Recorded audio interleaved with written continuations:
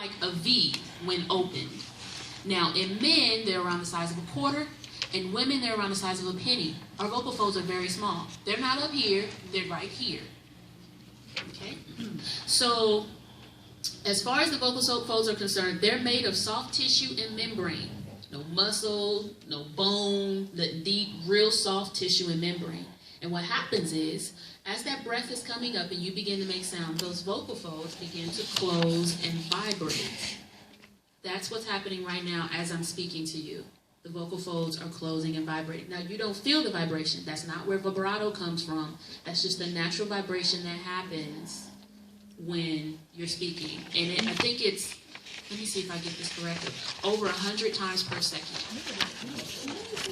Like, if you look at some vocal folds moving, like they put a, you can't see the vibrations, it's that fast. So they have to put some kind of slowing thing up so that you can see it. It's like snails, like gummy snails. When it slows up. It's real gross, I ain't gonna lie. But it's cool to see. That's what's happening.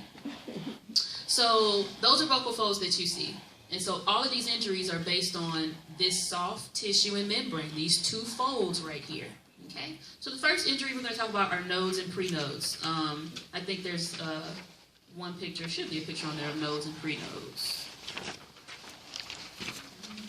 What would it be? What would be the technical? Is it the polyps? Or? That's fine. You can take a look at the polyps and cysts one, because it'll give you the same kind of idea. All right, so let's talk about the signature sound singer. Let's give a little example here. So, signature sound singer, remember we talked about signature sound versus technique. So, signature sound singer starts feeling some strain after their performances. They're singing, but they're kind of like, oh, I'm a little tired here, no big deal. I'm not going to make a big deal about it. They continue doing what they do. After a while, the voice starts to get a little raspy, breathy. It's still a little painful, tense. Things are getting a little bit worse. Hey, I'm not going to make a big deal about it, but maybe I'm a little concerned. I'm going to go to the doctor. And the doctor shows you one of them pictures of your vocal folds. A node is a growth on the vocal fold. It comes from vocal abuse, you singing too harshly or doing too much, grunting, groaning, coughing and sneezing a ton, and after a while, the first step is inflammation. It's always inflammation. And then after that, something's going to develop on top of that inflammation. So you have this hard growth on your vocal folds. Our vocal folds, or not vocal folds, our nodes reversible. The difference between prenodes and nodes, prenodes are pretty much the precursor to full-blown nodes. So it's a smaller version, it could be like 50% or more smaller than actual nodes. Are they reversible? Yes, they are reversible. You want to catch them as early as possible. There have been 2 or 3 clients under my care that I have been blessed to be able to say, you need to go to the ENT. Something's not right. I'm hearing something weird. And they went to the ENT and were diagnosed with prenodes. And at that point, we were able to kind of rehab them accordingly back to health. I think that's my phone. Sorry about that.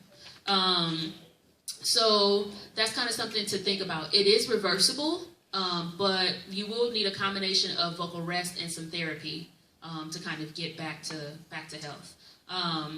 Surgery. Doctors always want to do surgery. And surgery is not always needed with nodes. As a matter of fact, I am yet to really meet a major issue where nodes couldn't be rehabbed in some way, shape, or form, honestly.